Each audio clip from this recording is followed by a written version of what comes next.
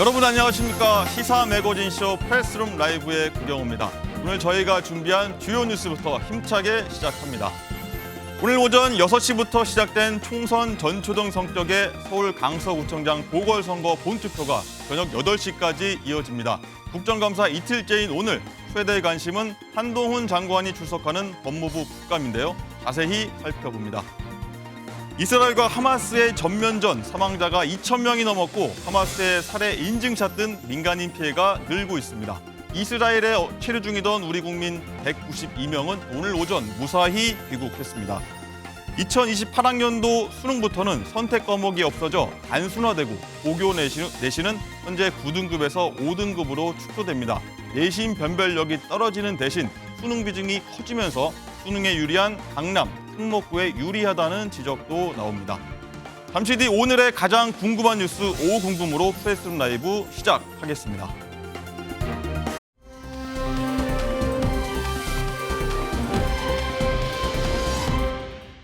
네, 프레스룸 라이브는 유튜브로도 함께 시청할 수 있습니다. 궁금한 점 많이 질문해 주시면 반영하도록 저희가 하겠습니다. 그럼 전해드린 대로 내년 총선 전초전으로 불리는 서울 강서구청장 보궐선거 본투표가 오늘 오후 6시까지 진행되는데요. 관련해서 전문가들 모시고 얘기 나눠보겠습니다. 먼저 투표소 상황 연결해서 알아보도록 하겠습니다. 자, 이병주 기자, 사전 투표율은 상당히 높았다고 나왔었는데 현재 오전 10시까지죠. 투표 상황 현재 어떻습니까? 네, 오늘 본투표는 오전 6시부터 시작돼서 4시간 넘게 진행되고 있습니다. 저는 지금 서울 가양동의 서울식물원에 마련된 투표소에 나와 있는데요. 투표 출근 시간이 지나면서 이곳을 찾는 유권자들도 조금씩 늘고 있는 상황입니다. 10시 현재 집계된 본투표율은 7.1%로 나타났는데요. 22%가 넘는 높은 투표율을 기록했던 사전투표와 더하면 약 29%의 투표율을 보이고 있습니다. 오늘 투표는 저녁 8시까지 진행되고 투표가 끝나면 바로 개표를 거쳐 당선인이 결정됩니다. 선거권이 있는 강서구민은 공공기관이 발행한 신분증을 지참하고 사전투표 때와 달리 거주지별로 지정된 투표소에서만 투표할 수 있는데요. 선관위 홈페이지 등을 통해 투표소 위치를 확인할 수 있습니다. 이번 선거는 내년 총선을 앞두고 수도권 민심을 가늠해 볼 수 있는 마지막 선거라는 상징성이 있죠. 여기에 여야 지도부 모두 사활을 걸었던 만큼 선거 결과에 따라 지도부 리더십에 영향이 불가피해 보입니다. 실제로 여야 지도부 모두 선거운동 마지막 날인 어젯밤까지 총력 유세전을 펼쳤었습니다. 야당 지지 성향이 강한 점을 고려하더라도 민주당이 큰 격차로 이긴다면 여당 내 수도권 위기론이 현실화할 전망이고요. 반대라면 이재명 대표 체제에 큰 타격을 입을 걸로 보입니다. 지금까지 서울 가양동 투표소에서 MBN 뉴스 이병주입니다. 네, 현장 소식 들어봤고요. 지금부터는 이번 선거 결과가 정치권에 미칠 파장 그리고 어제 시작된 국정감사 얘기 정리해 보도록 하겠습니다. 세 분 나오셨습니다. 어서 오십시오. 안녕하세요. 안녕하세요. 네, 먼저 저희 MBN 장가희 기자. 네. 앞에 리포트에서 봤지만 어제 여야 지도부가 선거 현장 뉴스에 정말 총력을 기울였거든요. 막판까지 정말 전력을 쏟았는데 상황 한번 정리해 주시죠. 네, 우선 이번 보궐선거가 6개월 앞으로 다가온 22대 총선의 바로미터가 되기 때문에 패배 시 책임론에 직면할 이 여야 지도부 막판까지 유세에 전력을 했습니다. 정권 심판론을 앞세운 민주당 같은 경우에는 윤석열 정부의 폭주와 무능을 막아달라면서 홍익표 원내대표, 또 정청래, 서영교 최고위원 등이 유세 현장에 총집결을 해서 이 막판 지지층 모으기에 합세를 했고요. 네. 또 지금이 윤석열 정부인 만큼 힘 있는 여당 후보를 앞세워서 국민의힘은 도시 재개발 등을 공약으로 내걸고 또 김태우 후보가 민생을 살필 적임자다 이렇게 언급을 했습니다. 국정감사 일정 중이었지만 어제 현장에 나온 여당 현역 의원만 25명에 달했다고 합니다. 그렇군요. 예. 이번에 이제 두 분께 한번 여쭤보겠습니다. 이번 선거는 일찌감치 대리전으로 선거 구도가 좀 결정이 됐는데 먼저 김용태 위원, 이유가 뭘까요? 재보궐선거 갖는 정치적인 함의가 중간평가적 성격이 있기 때문이라고 저는 생각되고요. 네. 크게 여당의 입장에서는 세 가지인 것 같습니다. 첫 번째로는 여당 후보는 아무래도 이제 대통령께서 사명권을 행사하시면서 공천에 간접적인 영향을 받을 수밖에 없었다라고 보는 점이 있을 것 같고요. 네. 두 번째는 여당에서 앞으로의 선거는 대통령의 얼굴로 치르는 선거라고 여러 차례 말한 바가 있습니다. 물론 내년 총선을 염두에 두고 했던 말씀인데요. 아무래도 이번에 재보선하고도 연결될 것 같고요. 세 번째는 아까 장가희 기자께서도 말씀하셨지만 메머드급 선대입니다. 기초단체장 선거에 이렇게 많은 여당 의원들이 참여해가지고 하는 것 자체가 강서 구민만을 위한 선거가 아니라 전국 선거가 되어버렸기 맞아요. 때문에 대리전으로 봐도 될 것 같습니다. 네. 박성민 전 의원은 뭐 어떤 생각들 똑같은 질문입니다. 갖고 계신가요? 저는 뭐 일단은 총선 전에 치러지는 유일한 선거, 그러니까 총선 전에 있는 선거로는 이것이 유일하기 때문에 당연히 주목을 받을 수밖에 없다. 전초전이라고 하고 있죠. 네, 라는 생각이 들고요. 일종의 이제 수능이 본고사라고 한다면 이번 보궐선거는 모의고사라고 해볼 수 있겠죠. 그런 성격이 당연히 있는 것이고 또 한 가지는 이것이 수도권에서 치러지는 선거인 만큼 이번 총선은 그 각 지지자들이 진영에 따라 집결함과 동시에 수도권 민심이 어떻게 될 것이냐 이것이 굉장히 선거에서 중요한 판세를 분석하는데 중요한 지표가 될 거기 때문에 이번 선거를 통해서 어느 정도 가늠해 볼 수 있는 지점이 있는 거거든요. 네. 그것뿐만 아니라 이제 더 나아가서는 김태우 후보를 국민의힘에서 공천을 했다 보니까 사실 김태우 후보의 그 유죄 확정 판결이 난 지 3개월 만에 대통령이 특별 사면을 했고 그분을 이제 재공천을 하게 되지 않았습니까? 그렇기 때문에 이번 선거는 단순히 김태우 후보에 대한 호불호를 넘어서 윤석열 대통령에 대한 그리고 윤석열 정권에 대한 심판적인 성격을 띌 수밖에 없다. 이렇게 말씀드릴 수 있겠습니다. 네. 말씀 잘 들었고요. 또 하나 질문 드릴게요. 이번에 여야 지도부가 모든 전력 투구를 정말 다 했습니다. 그에 따라서 이제 선거 결과에 따라서 후폭풍도 분명히 있을 거고요. 이준석 전 국민의힘 대표는 민주당이 지면은 이재명 대표는 정계 은퇴해야 한다 이렇게까지 좀 말을 했는데 어떻게 들으셨어요? 뭐 패배를 하게 된다면 민주당 입장에서는 굉장히 뼈아픈 패배가 될 것은 자명하죠. 민주당에게 굉장히 유리한 지역이고 그 표차를 좀 봐야 되겠지만 패배를 하게 된다면 지도부의 책임론, 대표 책임론 당연히 피할 수 없을 겁니다. 다만 저는 이재명 대표의 책임론을 거론하는 이 이준석 대표의 말을 보면서 좀 반대로 이렇게 돌려주고 싶다 이런 생각도 들었어요. 어떤 거죠? 또 한편으로 보면 민주당이 지면 이재명 대표는 정계 은퇴해야 된다라고 말씀하셨잖아요. 저는 국민의힘이 지면 김기현 대표는 사퇴해야 된다 이렇게 말씀드리고 싶어요. 이 지도부 책임론에 대해서 국민의힘은 굉장히 회피하려고 하고 있지만 선거 패배에 대한 책임은 김기현 대표의 사퇴로 분명히 이어질 거다 이렇게 생각합니다. 그렇군요. 김용태 전 의원. 이번에 우선 좀 민주당은 역대 최고치 사전 투표율이 나온 거에 대해서 이제 좀 상대적으로 뭐 아전인수격 해석이 오가긴 하지만 고무된 분위기입니다. 우선 승리 시 이재명 대표 체제가 안정화된다고 뭐 보면 될까요? 어떨까요? 일단 제가 생각하기에 지금 강서구청장 선거 자체가 그 지역이 민주당의 사실상 객관적인 지표로 봤을 때 유리한 지역이기 때문에 전통적이기도 예, 강했죠. 그렇기도 하고 지난 대선의 제 기억상으로도 사실 강서구에서 윤석열 당시 후보가 이재명 후보에게 근소한 차이로 패배했던 지역이기도 했기 때문에 사실 민주당이 이긴다고 가정한다면 그 퍼센트 포인트 차이가 격차가 얼마나 되는지가 좀 더 이재명 대표 체제가 안정되는 데 있어서 중요할 것 같습니다. 뭐 한 자릿수냐 두 자릿수냐 뭐 이 그 얘기죠? 이야기는 이제 여당한테도 이제 해당되는 말인 것 같고요. 그렇군요. 박성민 전 의원. 또 패배하면은 뭐 이재명 퇴진론에 또 다시 불이 붙는 건 아니겠느냐 뭐 이런 해석도 충분히 나올 수가 있어요. 뭐 충분히 그런 얘기가 나올 수 있죠. 근데 저는 이게 뭐 민주당만의 얘기가 아니라 이번 선거에 패배하게 된다면 그것이 여든 야든 지도부의 책임, 대표의 책임은 그 누구도 피할 수 없을 거다 이렇게 생각을 해서요. 굉장히 뭐 당연한 말이기는 합니다만 또 한편으로는 강서구가 가지는 전통적인 특성도 있는 거고 민주당에서 내세운 진교훈 후보가 상대당의 김태우 후보보다 굉장히 압도적으로 우월한 역량을 지니고 있는 후보라고 개인적으로 생각하기 때문에 저는 뭐 지금은 이재명 퇴진론을 얘기할 때보다 더 자신감 있게 끝까지 선거를 완주하는 게 당에 더 중요한 과제다 이렇게 생각합니다. 네, 완주가 중요하다. 그리고 또 하나 여쭤볼게요. 이 대표가 그제 유세 현장에서 나온 발언이 통합을 암시하는 것 아니냐 뭐 이런 얘기를 했는데 어떻게 들으셨습니까? 저도 그렇게 들었습니다. 네. 이 대표께서 이런 말씀을 하셨죠. 부족하고 억울한 것이 있어도 잠시 제쳐두고 거대한 장벽을 넘어가자. 그리고 우리 안의 작은 차이 넘어서 함께 손잡고 나아가자.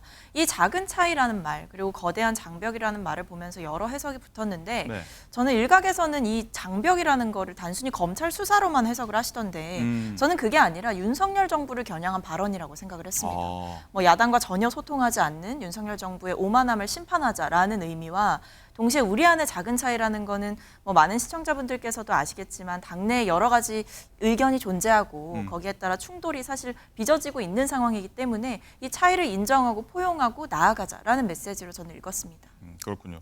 그리고 좀 전에 얘기 나오긴 했지만 이제 국민의힘 결과에 대한 후폭풍 얘기도 해볼게요. 이 승패 여부에 따라 김기현 대표 리더십 문제가 도마 위에 오를 수 있는데 뭐 어떻게 보면 수도권 위기론을 잠재울 수도 있는 거고요. 김용태 전 의원은 어떻게 예상하세요? 오늘 아무래도 이제 많은 시청자 여러분들께서 많은 방송을 보시면서 굉장히 경우의 수를 해석하고 있는 평론하시는 분들 보실 수 있을 것 같은데요. 일단 이기게 된다면 국민의힘이 저는 당연히 이겨야 된다고 생각하고 있는데 이기게 된다면 김기현 지도부는 불세출의 영웅이 되겠죠. 불세출의 영웅. 예, 지금 뭐 쉽지 않은 상황이었고 그럼에도 불구하고 이기게 된다면 지도부는 불세출의 영웅이 될 거라고 생각되고요. 만약에 지게 되면 좀 복잡해질 것 같아요. 왜냐하면은 이것이 결국에는 대통령에 대한 책임으로 가느냐 아니면 김기현 지도부에 대한 책임으로 가느냐 이 두 가지를 놓고도 굉장히 책임론을 가지고 여당 내부에서 이제 갈등이 있을 수 있고 아무래도 만약에 이제 대통령에 대한 책임론이 일기 시작하면 그것을 좀 끄기 위해서라도 이제 지도부에 대한 책임으로 이어져 나갈 수 있게끔 그런 좀 경향들이 있지 않을까. 그렇게 되면 아무래도 김기현 대표의 리더십에 전 치명적인 수밖에 없다 이렇게 생각이 됩니다. 그렇군요. 뭐 박성민 전 의원은 할 말 좀 더 있으실 것 같아요. 일단 이제 김기현 대표의 리더십이 도마 위에 오르는 거는 사실 당연한 수순이다. 벌써부터 만약에 이 선거에 패배하게 된다고 하더라도 김기현 지도부는 굳건할 것이다. 이런 말씀을 하시는 분들이 좀 왕왕 있더라고요. 네. 하지만 근데 그거는 이 선거가 가지는 의미 그리고 수도권 민심에 대해서 너무 간과하고 있는 것이 아닌가. 너무 축소해서 의미를 축소하고 책임을 축소해서 결국에 이 체제 그대로 총선을 치르겠다는 일종의 좀 이해관계가 작동하는 발언들로 저는 읽혀지더라고요. 하지만 정치권에서는 변하지 않는 공식이 있죠. 선거에 패배하게 되면 그 지도부는 반드시 책임을 진다. 이거는 사실 여나 야나 상관없이 우리 정치권에서 계속해서 지켜왔던 일종의 룰이고 규칙이기 때문에 이 부분에 있어서 김기현 대표도 어물쩍 넘어갈 것이 아니라 반드시 확답을 해야 할 것이다. 이렇게 생각합니다. 네. 이런 가운데서요. 어제 국정원에서 선관위 보안 점검 결과를 발표했는데 해킹 공격에 취약한 상태라 개표 결과까지 뒤바뀔 수 있다. 이렇게 밝혔고요. 선관위 또 바로 반박이 나섰습니다. 이번 발표가 보선 하루를 앞두고 나온 이유에 대해서 다들 궁금해하시는 분도 있을 것 같아요. 뭐 어떤 의견 갖고 계신지 먼저 김용태 전 의원. 그런데 이게 만약에 선거 이후에 발표가 됐다고 하더라도 물론 승패에 따라서 똑같이 뭐 선거 불복에 대한 프레임이 아니냐 이런 비판이 있었을 것 같아요. 네.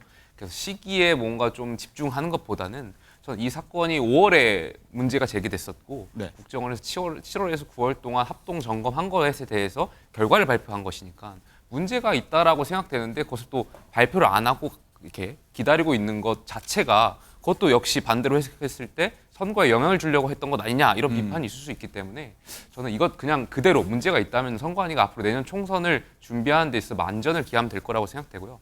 다만 여당에서 이것을 가지고 부정선거에 대한 프레임으로 가져가는 건 굉장히 지양해야 된다고 생각해요. 저희 국민의힘이 과거에 이제 부정선거 프레임에서 벗어나기 위해서 굉장히 많은 노력을 해왔고 이 사건이 잘못하다간 우리가 지난날의 그러한 노력을 다시 되돌릴 수 있을 것 같아서 좀 여당 같은 경우 좀 침착하게 이 사건을 바라볼 필요가 있을 것 같습니다. 그렇군요. 박성민 전 의원도 할 말 좀 있을 것 같아요. 아니 이제 하다가 질 것 같으니까 선거 공작 프레임을 들고 나오는 것인가 저는 이런 생각이 들고 사실상 이제 이렇게 되면 뭐가 되냐면요. 음모론이 퍼지게 됩니다. 예를 들면 강서구 선거에서 결과가 나왔는데 국민의힘이 졌어요. 그럼 선관위가 이런 취약한 시스템을 가지고 일부러 이 투개표 결과를 조작한 것이다 또는 조작된 것이다. 그 배후에는 민주당이 있다. 이런 식으로 또 갈 게 뻔해요. 가짜뉴스, 음모론 계속해서 설파하게 될 겁니다. 저는 이 선거를 지금 치르는 이 날에 이런 발표가 어제 이런 발표가 나오게 돼서 정치권에서 지금 벌써부터 논평을 하고 있어요. 그냥 이런 상황 자체가 굉장히 민주주의의 근간을 흔들 수 있고 이번 선거의 중립성과 독립성을 해칠 수 있는 움직이기 때문에 여기에 대해서 정치권이 말을 얻는 것도 조심해야 하고 여기에 대해서 공격하는 정치인들은 그 뒤에 책임을 질 각오를 해야 된다 이런 생각이 듭니다. 알겠습니다. 자, 오늘 선거 결과는 내일 이 시간에 더 나눠보도록 하겠습니다.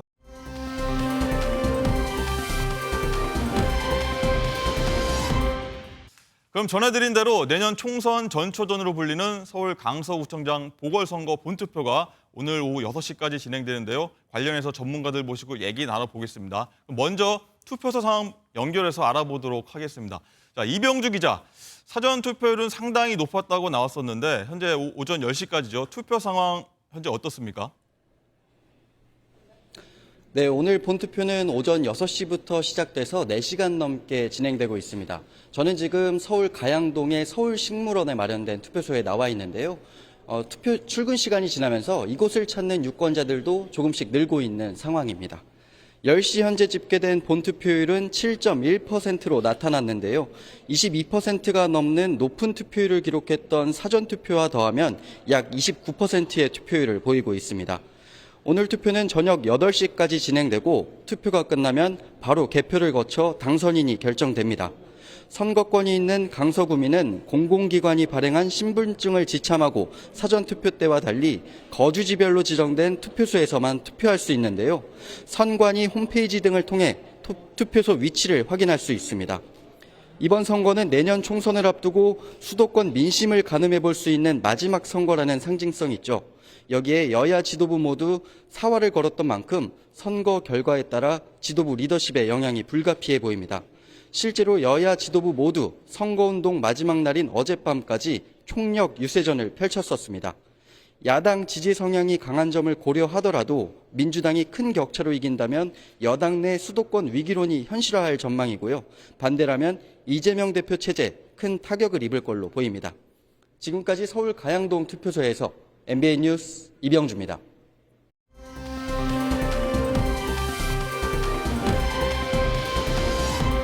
어제부터 시작된 21대 국회 마지막 국정감사 얘기를 이어가도록 해보겠습니다. 장가희 기자, 네. 국감 2일차입니다. 특히 한동훈 장관이 나오는 법무부 국감에 가장 관심이 쏠리고 있어요. 그렇습니다. 10시부터 법사위가 법무부에 대한 감사 시작했고요. 한동훈 법무부 장관 나와 있습니다.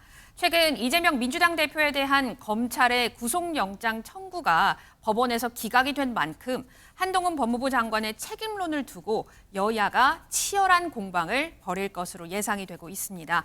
한 장관 탄핵을 추진하려는 이 민주당 의원들이 날선질이 이어질 것으로 보이고요. 또 국민의힘은 이재명 대표에 대한 철저한 수사를 거듭 촉구할 것으로 보입니다. 오늘 또 교육위의 교육부 국감에서는 최근 학교 내 교권 논란이 많이 불거져 왔던 만큼 이 교권 보호라든지 또 학교 폭력 근절 대책 도마 위에 오를 전망입니다. 네. 그리고 어제 문체위 국감장에선 유인촌 장관의 유인촌 장관이 부른 노래가 굉장히 화제가 됐는데 무슨 바다가 좀 일기도 했습니다. 무슨 일인지 현장 영상 한번 보도록 하겠습니다. 즐겨 듣는 김광석 씨 노래 있습니까? 뭐 예전엔 많이 들었습니다. 네. 그러면은 본 위원장이 당관의 목소리로 네. 김광석 씨 목소리를 한번 흉내내겠습니다. 점점 더 멀어져 간다. 머물러 있는 청춘인 줄 알았는데 감사합니다. 예. 네, 신기한 기술인데요. 실제로는 유인촌 장관이 부른 건 아니죠. 뭐 굉장히 신기한 기술이라 좀 주목을 끈 것 같은데 박성민 전 의원은 어떻게 설명 좀 해주시죠. 그러니까 이게 지금 AI가 발달이 고도화되게 되면서 가짜뉴스나 보이스피싱이 난무하고 있다. 이런 것들을 지적하기 위해서 이런 영상을 활용하게 된 거고요. 네. 그러니까 AI 기술이 이렇게 발달했기 때문에 실제로 부르지 않은 영상도 부른 것처럼 보이게 한다. 이 부분을 보여주고 싶었던 것 같아요. 딥페이크 기술이라고 하죠. 그렇죠. 네, 그래서 결과적으로 이 위원장이 말씀하시는 걸 보면 AI 콘텐츠 표기 의무화 법안을 본인이 냈으니까 문체부에 좀 긍정 검토를 바란다. 이런 말씀을 하기 위해서 이런 영상을 활용하게 된 거였습니다. 그렇군요. 네, 그런데요. 국방위 국감장에서는 또 시작부터 논란 자체였다가 결국 파행을 빚었는데 무슨 말이 오갔는지 준비된 영상 한번 보시겠습니다. 국민들은 신원식 장관 후보자의 그런 막말을 아직도 이해를 못해요. 그리고 신원식 장관 막말 얘기하는데 아니 그 얘기로 하면 우리는 할 얘기 없겠어요? 아니 성남시장 하면서 용수 쌍욕한 사람도 있어요? 아니 그거는 내가 할 게 아니죠. 지금은 대통령 장관은 자연인일 때 얘기한 거예요. 자연인일 때. 예비역 삼성 장군이 어떻게 자연인입니까? 아니 그럼 이재명 대표 성남시장 공인할 왜 때 여기에 이재명 대표가 나와요? 아니, 왜 그러니까 여기에 봐봐 이재명 했다 대표가 이거지. 나옵니까? 네, 막말, 쌍욕 뭐 이런 말들이 좀 오갔는데 결국에 국방위 국감은 여당의 불참 속에 야당 단독 개의 후 50분 만에 정회가 됐습니다. 유영태 전 의원 어떻게 보셨어요? 조금 전에 박성민 전 최고께서 그 선거는 책임이다라고 하는 정치판에 있는 고언을 말씀해 주셨는데 그것만큼 또 중요한 것이 정치는 타협이라고 저는 생각됩니다. 타협. 신원식 장관에 대해서 문명 청문회 과정에서 야당이 이제 얘기했던 것처럼 과거에 신원식 장관 되기 이전에 했던 발언에 대해서 사과를 했고요. 여기에 대해서는 야당도 그 사과를 좀 받아주실 필요가 있다고 생각되고요. 물론 이 과정에서 야당이 이제 신원식 장관에 대해서 부적격 채택의 의견을 제시했다고 하더라도 대통령께서 임명을 했고 그렇다면 대통령의 인사권 자체가 행사하는 것이 하나의 또 정치행위이고 통치행위인데 야당은 이 자체를 또 존중해 주실 필요가 있어요. 그렇다면 저렇게 계속해서 과거에 사과했던 일까지 계속 끄집어가지고 국감장에서 야당 의원들이 항의할 것이 아니라 국감을 속개해가지고 신원식 장관에 대한 어떤 정책적인 그리고 국방부에 대한 정책적 감사가 이루어질 수 있도록 야당도 양보할 것은 양보해야 된다고 저는 생각합니다. 양보 필요하다, 타협 필요하다 이런 말씀해 주셨고요. 그리고 국토위 국감장에서는 서울 양평 고속도로 관련해서 원희룡 장관에 대한 질타가 이어졌습니다. 준비된 영상 보시겠습니다. 장관은 제가 전문 지식이나 이 시뮬레이션을 직접 담당하는 사람이 아니라 아니, 그에 그럼 대한 전문 지식도 없이 왜 그 일타 강사는 왜 하셨어요? 장관님, 오늘 제가 몇 차례에 걸쳐서 목소리가 작다고 그랬는데 목소리가 작은 게 아니고 오늘 유독 의자 뒤로 몸을 제끼시고 앉아서 그런 것 같아요. 허리가 조금 불편해서 그렇습니다. 그럼 마이크를 바짝 당기세요. 위원장님, 저 편도 좀 들어주세요. 제 편 좀 들어주세요. 이런 얘기까지 나왔는데 일타 강사 자처하던 원희룡 장관이 이제 무슨 일인지 어제 국감에서는 전문 지식을 좀 피하는 듯한 그런 행동을 해서 좀 의아했는데 박성민 전 의원, 이소영 의원이 전곡을 좀 찌르기도 했습니다. 이게 어떻게 들으셨어요?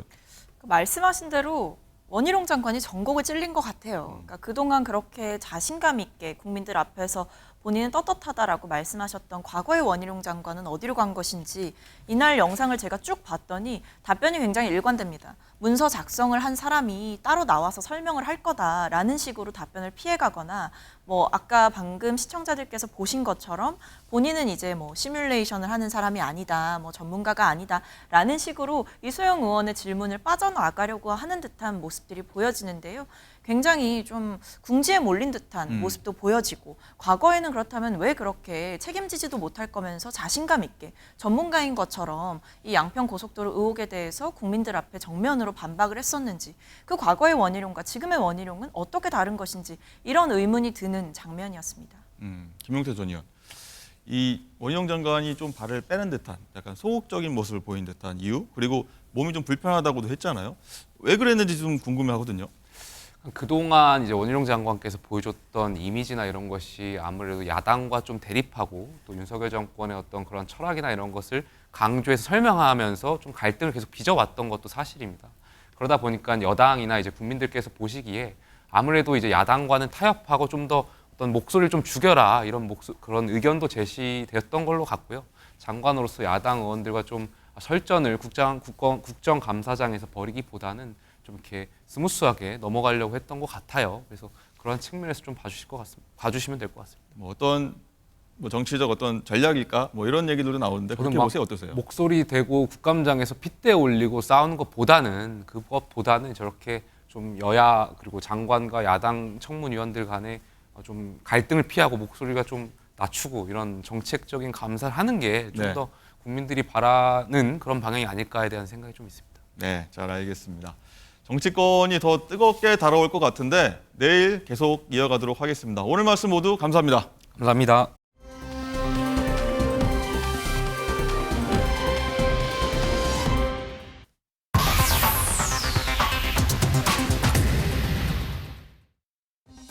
프레스룸 라이브 픽의 한혜원입니다. 먼저 첫 번째 픽입니다. 이스라엘과 하마스의 전쟁으로 사망자가 2,000명을 넘어섰습니다. 가자지구 공습도 계속되고 있어 희생자 수는 더 늘고 있는데요. 이스라엘군이 전면 봉쇄한 가자지구에서도 사망자가 800명을 훌쩍 넘어섰는데 여기에는 아동, 청소년, 여성도 다수 포함됐다고 알려졌습니다. 이런 가운데 하마스가 이스라엘 노인을 살해한 뒤 그 시신을 피해자의 페이스북에 올려 인증했다는 증언까지 나와 충격을 주고 있는데요. 국제사회가 중재 노력에 나섰지만 양측 모두 완강한 입장이라서 난항이 예상됩니다. 어제 오전 충남 서산 한 상가 건물에서 원인 불명의 폭발 사고가 일어났습니다. 폭발이 워낙 강력해서 폭발이 발생한 건물 1층은 완전히 부서졌고 수백 미터 떨어진 건물 유리창까지 산산조각이 났습니다. 이 사고로 3명이 중경상을 입고 병원에서 치료를 받는 중인데요. 경찰은 국립과학수사연구원과 가스안전공사 등과 함께 1차 현장 감식을 마쳤는데 가스 폭발 가능성에 주목하고 있습니다. 또 경찰은 현장에서 LPG 가스통을 수거해 정확한 폭발 원인을 분석하고 있습니다. 서울 관악구 일대 모텔 객실 환풍구 등에 카메라를 설치한 중국 국적 불법 체류자가 경찰에 붙잡혔습니다. 이 남성이 넉 달 동안 불법 촬영한 영상은 140만여 개, 확인된 피해자만 280명에 달합니다. 그는 경찰 조사에서 불법 촬영한 영상을 유포하거나 판매하진 않았다고 진술했는데요. 현재까지는 유포가 확인되지 않았지만 경찰은 영상 판매나 유포 가능성을 염두에 두고 계좌 추적 등 수사를 이어갈 방침입니다. 또 경찰은 숙박업소 종사자들에게 불법 촬영 탐지 장비를 활용해 주기적으로 불법 카메라 설치 여부를 점검해야 한다고 당부했습니다. 우리가 흔히 쓰는 100원짜리 동전엔 충무공 이순신 장군의 초상이 새겨져 있습니다. 그런데 이 100원 속 이순신 장군의 영정을 그린 고 정우성 화백의 유족이 한국은행을 상대로 40년 동안의 저작권료를 요구하는 소송을 내면서 법적 공방이 벌어졌습니다. 한국은행은 1975년 초상을 사용하기로 하면서 당시 돈으로 150만 원을 지급했지만 문제는 계약서가 사라지면서 계약 기간과 조건을 확인할 수 없어졌다는 점인데요. 유족은 40년 동안의 사용료를 따로 받아야 한다고 주장하는 반면 한국은행은 저작권 자체를 넘겨받았다고 주장합니다. 치열한 법적 공방이 예상되는 가운데 관련 1심 판결은 이달 중순 나올 예정이라네요. 지금까지 라이브 픽이었습니다.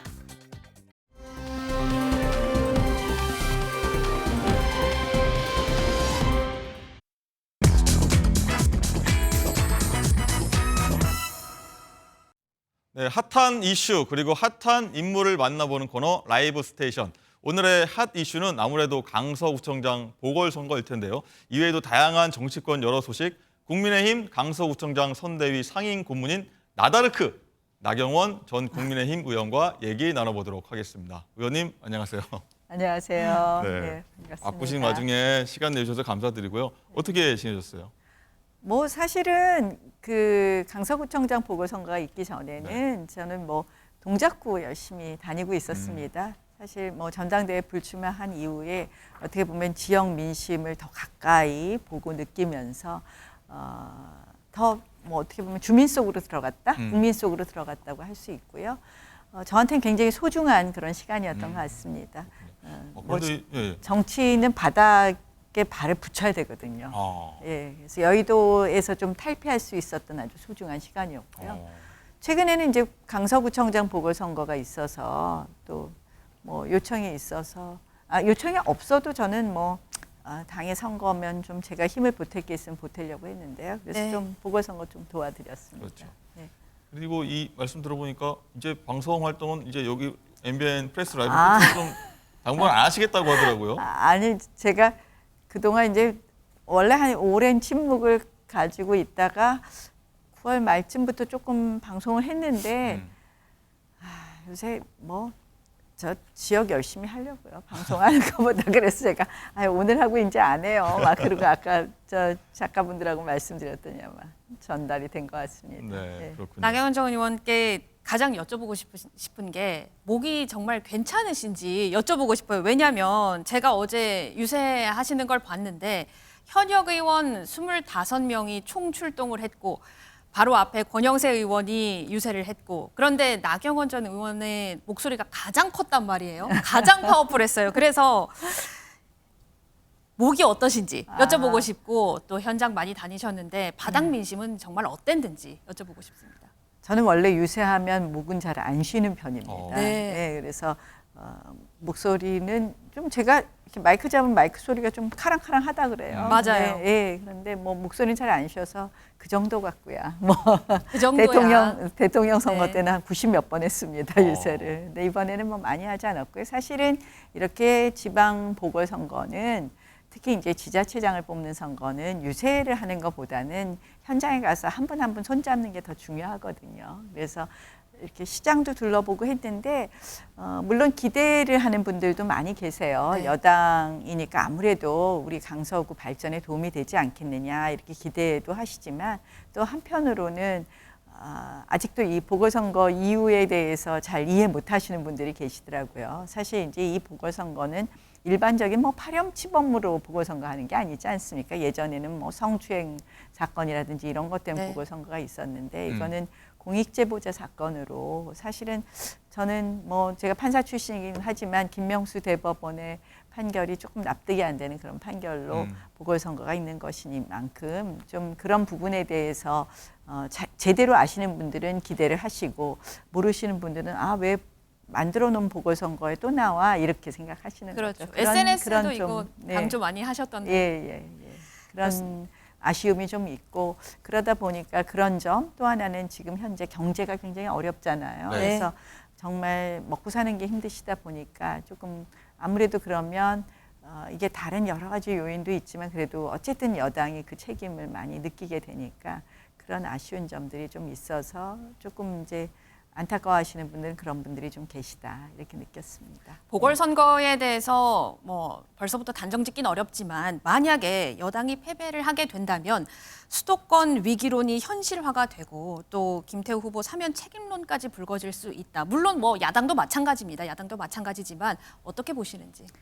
저는 이 보궐선거의 의미를 그렇게 크게 부여할 부분은 없지 않느냐 이런 생각을 합니다. 네. 사실은 이게 우리가 이제 뭐 만약에 강남구청장 보궐선거를 했다면 우리가 당연히 이겼을 거예요.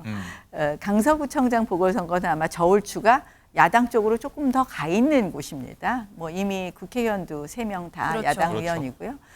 물론 우리가 전통적으로 한 강서을 정도는 이기기도 했었는데요. 그런 면에서 너무 그렇게 확대 해석할 필요는 없다. 그러나 선거를 패배하고 나면 저는 그 원인 분석을 하는 것은 굉장히 중요하다고 생각을 하고요. 네. 그 부분에 있어서는 우리가 게을리하지 않아야 된다. 뭐 누구의 책임 이런 이야기 하기보다는 선거 패배 원인을 분석하고 또 거기에 따라서 우리 당이 고쳐야 될 부분, 개혁해야 될 부분은 정말 가열차게 해야 된다. 이렇게 생각합니다. 네. 어쨌든 이 오늘 밤에 네. 뭐 선거 결과가 나오겠지만 그동안 나경원 역할론이 좀 계속 언급이 되면서 뭐 부담도 상당하셨을 것 같아요. 뭐 그냥 선거 때가 되면 다들 걱정하시면서 이제 한 손을 보태달라 이런 말씀이신데요. 제가 뭐 당에 들어온 지 20년 동안 한 번도 그런 부분을 게을리하지 않았고요. 뭐 제가 할 수 있는 부분이 있으면 열심히 하도록 하겠습니다. 네. 뭐 근데 저는 늘 그래요.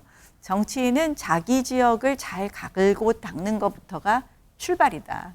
어디 가서 딴 데 가서 뭐 할 것이 아니라 그렇죠. 내 지역 열심히 챙기는 것부터 출발이다. 그래서 뭐 전당대회 끝나니까 뭐 더 좋은 데로 가야 되는 거 아니야? 막 이런 분들도 계셨는데요. 무슨 그 국회의원 자리를 위해서 배지를 위해서 선거 구민을 이용하는 게 아니잖아요. 그래서 저는 동작구에서 태어난 사람이고 동작이 쉽지는 않은 지역이지만 나를 2번 당선시켜 준 곳이고 그래서 전 그냥 동작에서 다시 하겠습니다 하고 열심히 다니고 있습니다. 오늘도 그렇군요. 이 프로그램 나오느냐고 제가 중요한 지역 일정을 못 가는데요. 어떤 일정이었죠? 우리 저 학교 운동회도 있고 학교 운동에 가서 운동회요? 손 많이 또 잡아주셔야죠. 네, 그래서 한번 가서 또 뭐 소통할 수 있는 좋은 네. 기회니까 그러려고 그랬는데 얼른 끝나고 한번 가볼까 그러고 있습니다. 그렇군요. 예. 네. 그럼 얘기 나온 김에 총선 얘기로 좀 이어가 보겠습니다. 네. 이제 국민의힘이 이제 본격적인 총선을 앞두고 인재 영입에 나서게 될 겁니다. 네. 그리고 수도권 승리를 위해서 어떤 점 중요하다고 보십니까? 본인 얘기도 있을 거예요. 수도권 승리를 위해서는 사실은 다른 무엇보다도 우리 당이 늘 그런 거잖아요. 이렇게 좀 내려놓는 모습이 필요하거든요. 저는 뭐 그 좀 기득권을 내려놓는 모습. 그러다 보면 좋은 인재를 영입하기도 하고 또 수도권 험지에 그동안 경쟁력 있었던 분들이 출마도 하고 이런 것이 필요하다고 생각을 하고요. 사실은 이제 그런 인재 영입과 인재를 배치하는 문제가 있겠지만 결국은 가장 중요한 것은 공천의 문제라고 생각을 합니다. 공천은 한편의 드라마인데요. 네.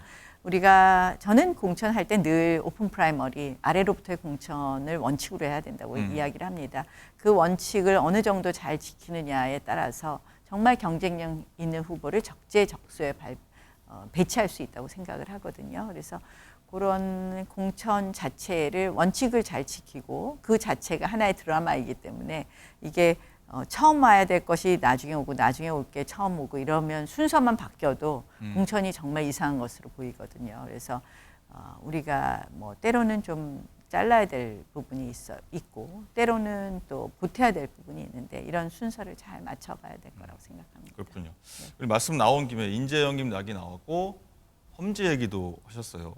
아까 전에 말씀하신 기론 동작을에 최대한 집중하겠다고 말씀하셨는데 뭐 험지 출마 얘기 뭐 역할론 이런 것도 얘기는 많이 나왔었는데 그렇다면 뭐 험지보다는 동작을에 앞으로 다음 총선도 좀 집중하실 생각으로 좀 이해하면 될까요? 뭐 동작을을 지키는 것도 어려운 일이기 때문에 저한테 뭐 험지 가라 이런 말씀 나오시기는 어려울 것 같고요. 실질적으로 뭐 저는 동작을을 지키는 것 자체에도 제 역할을 다 하는 것이다 이렇게 생각합니다. 그렇군요. 얼마 전에 이제 삼선의 부산 해운대 갑 하태경 의원이 지역구를 내려놓고 이제 뭐 깜짝 서울 출마하겠다 이렇게 얘기를 했잖아요. 그래서 뭐 서울 험지 출마하겠다고 해서 뭐 말들이 좀 많았습니다. 중진의 뭐 험지론 얘기 계속 나오고 있는데 이번 다른 중진 의원들 어떻게 이 얘기에 대해서는 좀 생각하세요? 저는 뭐 굉장히 용기 있는 결정이고 칭찬해야 될 결정이라고 생각합니다. 물론 이제 뭐 막 비판하시는 분들도 있었어요. 홍준표 시장 같은 경우는 그런 말씀하셨는데 저는 그거는 좀 심하다. 이 사실상 이거는 해당 행위 아닌가 이렇게 생각을 합니다. 사실 하태경 의원의 저런 선언과 출마로 인해서 좀 물꼬가 트였으면 하는 그런 생각이거든요. 뭐 소위 이제 편한 곳에서 오래 하신 분들이 조금은 좀 낮은 곳으로 내려오시는 결국 국민들께서 좋아하시는 것은 자신의 기득권을 내려놓는 거거든요. 그런 일이 좀 연쇄적으로 일어난다면 저희 당의 또 공천 개혁의 시발점이 될 것 같습니다. 그래서 이러한 부분에 대한 뭐 홍준표 시장님의 말씀은 매우 부적절했다고 생각을 하고요. 이것이 굉장히 긍정적인 효과로 이어질 수 있도록 제2, 제3의 하태경 의원이 좀 나왔으면 하는 그런 바람입니다. 홍준표 시장의 말은 매우 부적절했다까지 말씀을 해주셨고 저는 약간 송대 얘기를 좀 여쭤보고 싶은데 당이 사실 어려울 때마다 나경원 전 의원을 항상 찾았어요. 그래서 야당이었을 때 원내대표 하셨죠. 지금도 강서구청장 선거에서 선대위 상임고문 하시고 계시고 항상 뭔가 당이 어려울 때 도움을 주는 역할, 나다르크, 잔다르크처럼 나다르크 역할을 하시는데 그만큼 얻고 있다고도 생각하십니까? 뭐 정치 뭐 물론 제가 또 어떤 자리에 가서 일을 하고 싶은 그런 생각이 없다 이렇게 말하면 사실 거짓말일 거고요. 그러나 정치를 하는 마음은 저는 사실은 당을 위해서 하는 거는 무한한 애당심이다 이렇게 알아주시면 좋겠습니다. 무한한 애당심으로 하고 있고 그런 애당심의 기본은 저는 우리 당이 잘 되는 것이 또 대한민국이 잘 되는 것이다 이렇게 생각을 하고 있습니다. 알겠습니다. 뭐 한동훈 법무장관 총선 차출설도 계속 나오고 있습니다. 뭐 많은 분들 궁금해하긴 해요, 사실. 의원님 보시기에는 총선 출마하실 것 같으신가요, 어떠신가요? 제가 한동훈 장관이 아니라서 말씀 못 드리겠는데요.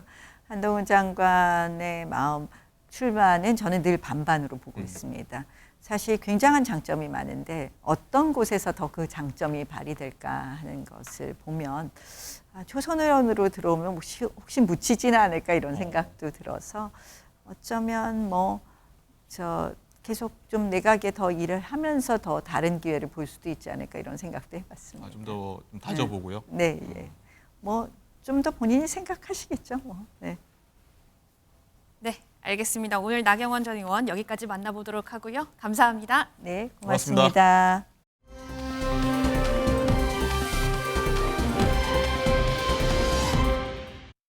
저희가 사건 조사 중에 씨 개인 정보가 나와서 조사차 연락을 드린 거고요. 그러면 통화 가능하시다고 하시면 제3자 없는 조용한 곳으로 자리 이동 부탁드릴게요. 제3자의 목소리나 다몸이 섞여 드시면 증거 채택 어려우세요.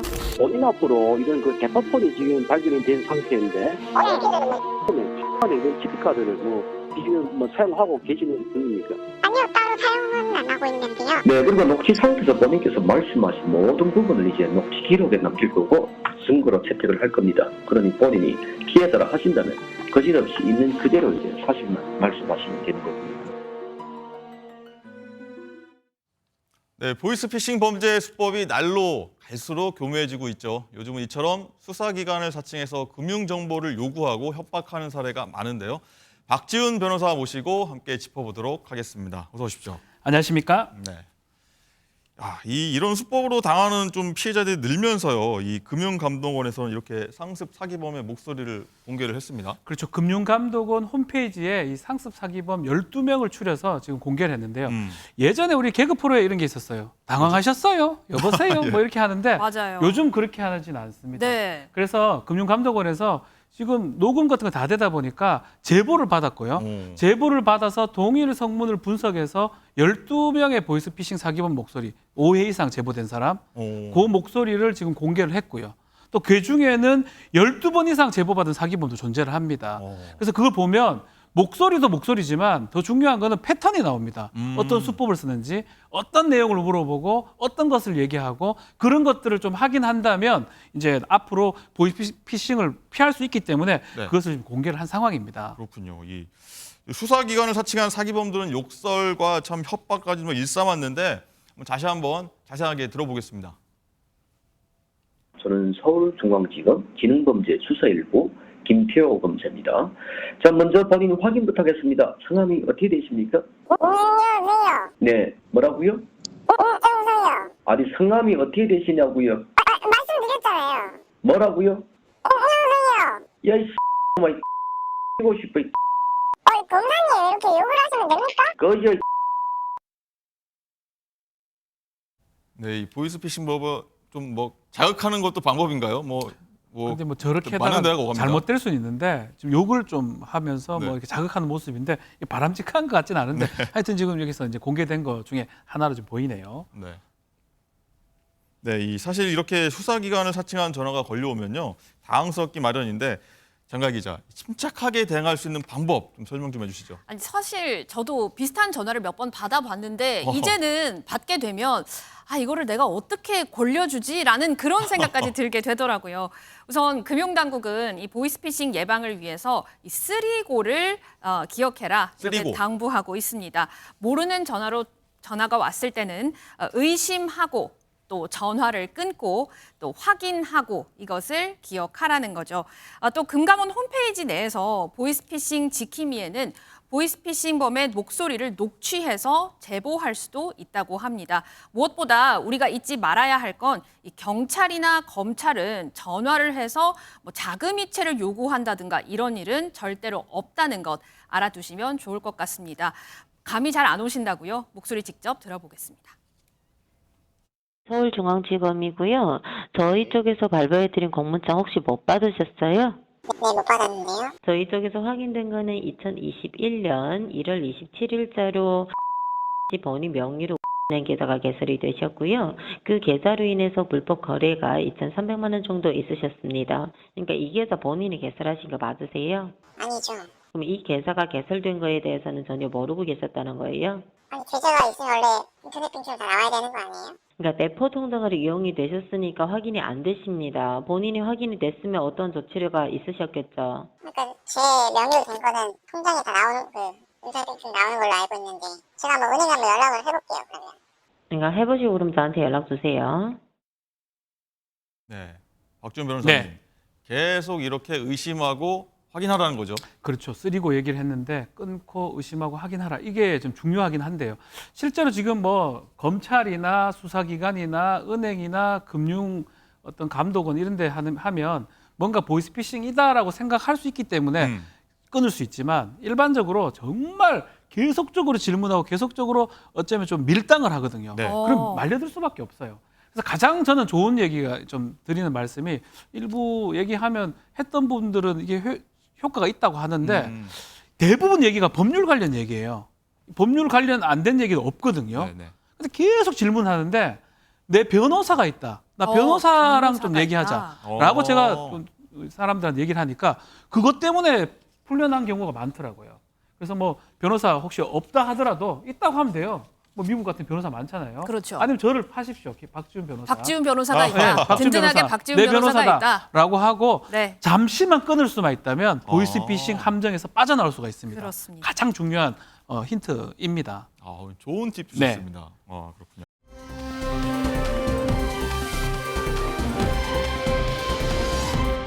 그리고 장가 기자, 다른 이슈도 한번 살펴보겠습니다. 또래 여성을 살해하고 시신을 훼손 유기한 혐의를 받는 정유정의 반성문을 여러 번 제출했다고 하는데 반성하지 않는 반성문 같지 않은 반성문 뭐 이런 얘기가 좀 나오고 있어요.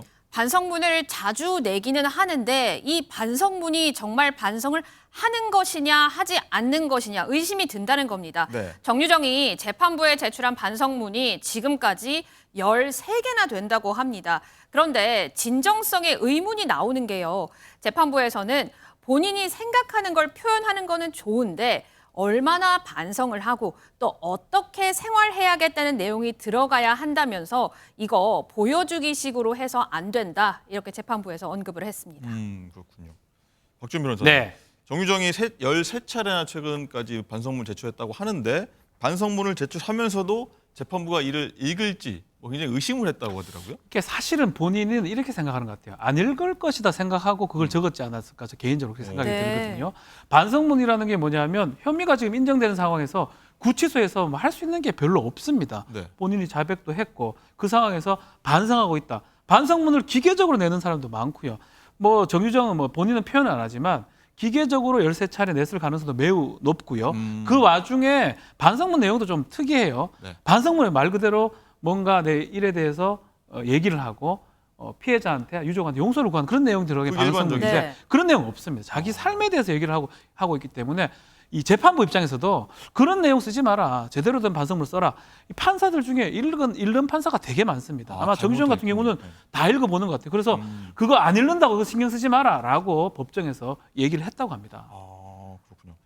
그게 의심하면서도 13차례나 반성문을 썼던 그럼 의중은 뭘까요? 그건 뭐 거의 확실할 것 같아요. 사실은 구치소 안에서 뭐 다른 어떤 피해자하고 합의 보지 않는 이상은 유조가 되겠죠. 그거 말고는 양형에서 줄일 수 있는 양형 요소가 별로 없습니다. 지금 살인, 사체유괴 아주 중대한 지금 범죄를 저지른 상황이기 때문에 그렇다면 할 수 있는 게 반성문이고 아마 옆에 이제 구치소에서 그런 어떤 분위기를 알고 있기 때문에 그런 의미에서 반성문을 계속 기재하는 것으로 보입니다. 자, 그렇군요.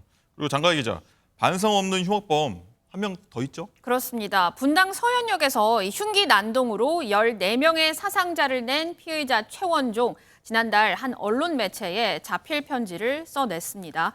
구치소에 한 달만 있어도 괴롭다. 또 이 생활을 몇십 년 더 해야 할 것을 생각하니 정신이 무너지는 것 같고 고문받는 기분이다. 이렇게 고충을 털어놨습니다. 이 피의자들이 공개한 편지에 담긴 내용을 보면 이 정유정을 포함해서요.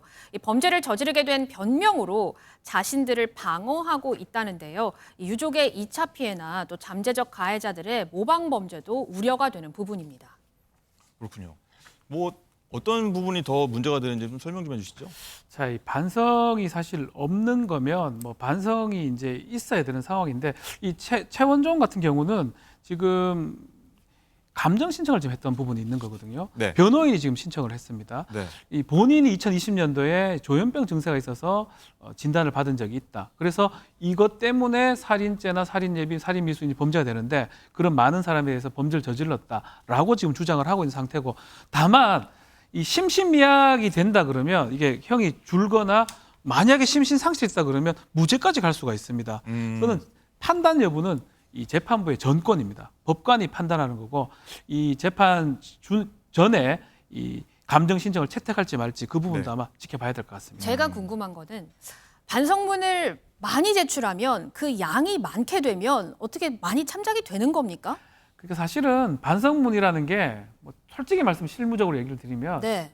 할 게 없으니까 하는 거예요. 그리고 정말 진정된 반성문이면 판사나 어떤 그런 게 어필이 될 수가 있지만 그런 반성이 아닌 반성문은 저는 의미가 없다고 봅니다. 저도 뭐 피의자들한테 써라, 뭐 할 거 없잖아, 써라고 하긴 하는데 썼을 때 그 진정한 의미가 전달이 돼야 되는데 의미 없이 계속 반복되는 반성문이라는 거는 사실은 큰 의미가 없다고 봐야 되겠죠. 그렇군요.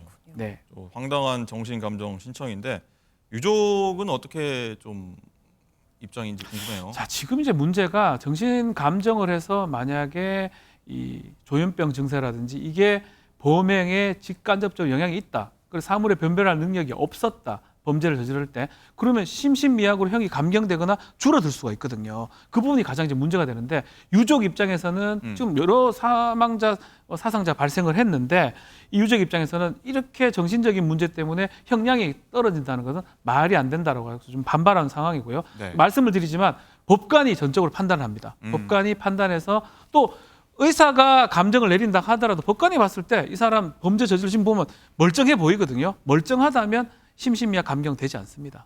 제가 궁금한 건 또 하나가 네. 있는데 반성문을 직접 그 범죄자가 쓰는 게 아니라 대피를 해준다 이런 그러니까요. 얘기도 있던데 이게 정말 사실입니까? 그런 일 있어요? 사실 제가 확인은 못했어요. 반성문 관련해서. 네. 그 확인은 못했는데 제가 그 얘기를 들은 적이 있습니다. 실제로 뭐 이거를 뭐 이 증거를 갖고 확인한 바는 없는데 그 안에서 막 적어주는 사람도 있고요. 누가요? 그 재소자들 중 다른 재소자가? 아니면 또 어떤 뭐 금액이나 이걸 통해서 네. 반성문을 대필해 주는 그쪽이 있다고 지금 들었는데 제가 실제로 확인은 못 해봤고요. 그래서 그렇지만 어쨌든 간에 반성문을 많이 쓴다고 좋은 게 아니에요. 아, 제대로 된 양과는 반성문을 상관이 썼습니다. 없군요. 예, 제대로 된 반성문을 써야지만이 판사를 좀 설득할 수 있다 생각이 듭니다.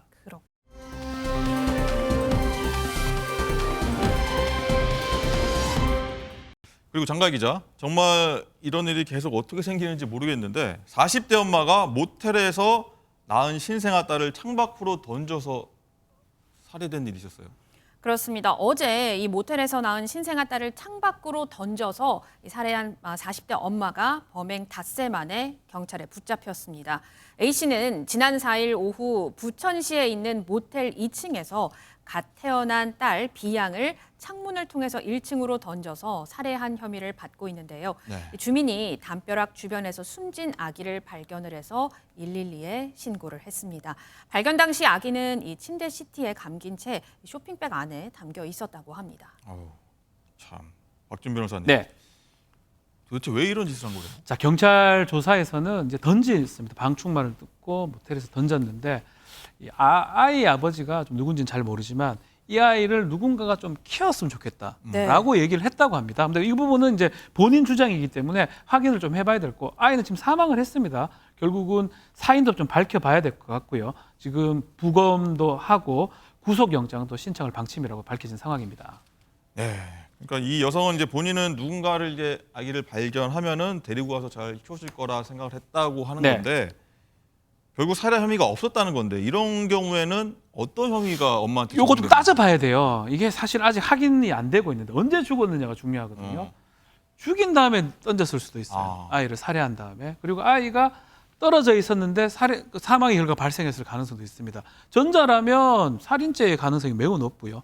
후자라 그러면 영아살해죄 같은 게 될 수가 있습니다. 영아살해죄는 뭐냐면 애를 발아 낳고 뭐 치욕을 은폐하거나 이런 어떤 동기가 참작됐을 때 형이 떨어지는 범죄를 영아살해죄를 하는데 그런 것들은 좀 부검을 해보고 언제 사망했느냐 또 어떤 계기로 사망했느냐 이런 것들을 찾아봐야지만이 범죄가 좀 정해질 것 같습니다. 그런데 이 엄마가 그런 것까지 뭐 고민하고 뭐 얘기를 했을 것 같아요. 근데 이제 진술을 봤을 때는 좀 애매하긴 합니다. 아빠도 모른다 그러고 누가 키워주기 위해서 던졌다?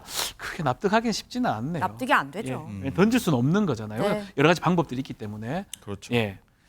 네, 이어진 다음 사건인데요. 정말 부모들이 좀 이래도 되나 싶습니다. 저도 6살 아이를 가진 부모인데 9개월 된 아들을 방치해서 숨지게 한 사건도 벌어졌어요. 장가 기자. 네, 그렇습니다. 우선 이 생후 4개월 된 아들이 분유를 먹고 토하자 5개월간 보리차와 또 이온 음료만 먹여서 뇌사 사태에 빠뜨린 친모가 징역 10년을 구형을 받았는데요. 네. 이 A씨는 지난 11월에도 영양결핍 등으로 생후 9개월 된 아들 B군이 숨을 쉬지 못하는데 119 신고조차 하지 않아서 심정지에 이르게 한 혐의를 받고 있다고 합니다. 네. 약 4개월인데요. 네. 이 아이가 분유를 먹으면 분유 먹고 토하면 병원에 가서 챙겨주거나 뭐 이렇게 두드려주거나 이게 좀 정상적인데 뻥튀기를 주거나 뭐 유식도 안 줬다 하더라고요. 말이 안 되죠. 이 4개월 아이면 분유도 사실 가려서 먹여야 되고 약간이라도 문제가 되면 체크를 해야 되는데 그렇죠. 뻥튀기를 먹였다는 거예요. 네. 이온 음료를 애가 먹습니까? 그걸 먹여가지고 결국은 체중도 사실은 3개월 전에 9kg이었는데 나중에 7.5kg로 줄어들었답니다. 아이들은 계속 이제 체중이 늘어나기 마련인데 그렇죠. 줄어든다는 게 말도 안 되죠. 거기에다가 접종 같은 것도 안 돼 있고 이 분유 같은 거 나중에 먹이지 않고 중고 사이트에 새로 팔기도 하고 네. 이런 것들을 했기 때문에 이제 문제가 되는 겁니다. 그렇다면은 뭐 재판부의 판결은 뭐 어떻게 나왔나요? 자, 이거는 아이에 대해서 아동의 방임 유기에서 이 사망의 결과가 이렇게 발생했던 상황이기 때문에 이건 심각하다고 지금 보는 것 같습니다. 그래서 이 징역 10년을 피고인에 선고를 했고요. 10년. 또 시업 제한 10년도 지금 재판부 요청한 상황입니다. 거의 뭐 내사 상태에 이르러서 사망에 준하는 결과가 발생했기 때문에 네. 재판부는 양형이 필요하다고 해서 이 부분을 좀 얘기를 했는데 최후 변론에서는 본인이 잘못했다고 하지만 그게 뭐 받아들이진 않을 것 같습니다. 이런 것들이 지금 굉장히 많이 벌어지고 있는데 뭐 예전에도 사실 이랬나요? 어땠나요? 계속 이런 게 너무 많이 늘어나는 것 같아요. 뭐 이게 사실 이게 우리가 이게 언론 보도를 이렇게 많이 하는 건지는 정확하게 알 수는 없지만 네. 그래도 부모가 아이를 키울 때 가장 신경 쓰는 부분이거든요. 뭐 이 언론 보도에 아동 학대라든지 이런 얘기들이 많이 나와서 좀 더 보도되는 경향도 있을 거라고 생각이 들긴 하지만 그럼에도 불구하고 지금 더 좀 이런 흉폭한 사건들, 특히 아이가 못 먹어서 아니면 잘못 먹어서 이렇게 죽는다는 거는 뭐 죽을 상황이 생긴다는 건 말이 안 되지 않습니까? 이런 부분들은 좀 문제가 되는 게 아닌가 생각이 됩니다. 학대에 가깝다고 생각이 됩니다. 네, 예, 알겠습니다.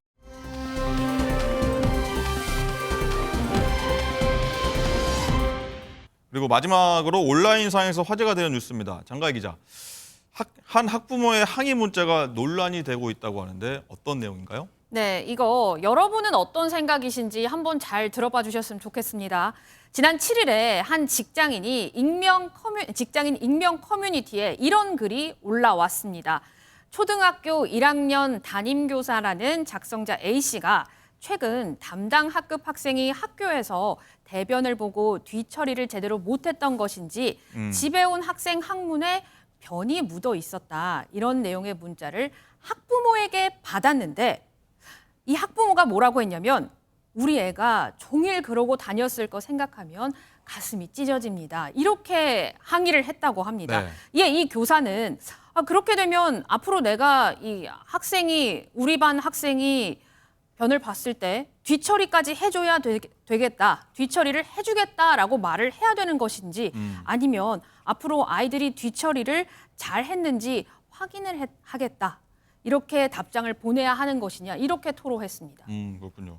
이 온라인상에서는 뭐 부모님 입장, 선생님 입장 뭐 다 갈리고 있습니다. 박 변호사님 어떻게 그럼에도 보세요? 불구하고 부모님들이 요즘 많이 이기적인 것 같습니다. 아이가 적어서 그런 건지 아이가 너무 소중해서 그런 건지 모르겠지만 대변 소변 보는 거는 집에서 가르쳐 줘야 돼요. 그러니까요. 그러면 선생님이 뭐 아이들 대변 다 네. 닦아줍니까? 처리를 해줄 수는 대변 없잖아요. 닦아준다면 그게 아동 학대가 될 수가 있어. 너 벗어라, 닦아줄게. 이렇게 네. 합니까? 이 말이 안 되는 거고. 조금만 생각을 해보면 말이 안 되는 얘기예요. 그렇죠. 당연히 집에서 해결해야 됩니다. 뭐 소변을 잘못 본다든지 대변을 잘못 본다든지 그 휴지가 잘못된다든지 부모님이 엄마 아빠가 해결해야 될 부분을 선생님한테 강요하는 거는 조금 이거는 좀 부적절해 저는 보입니다.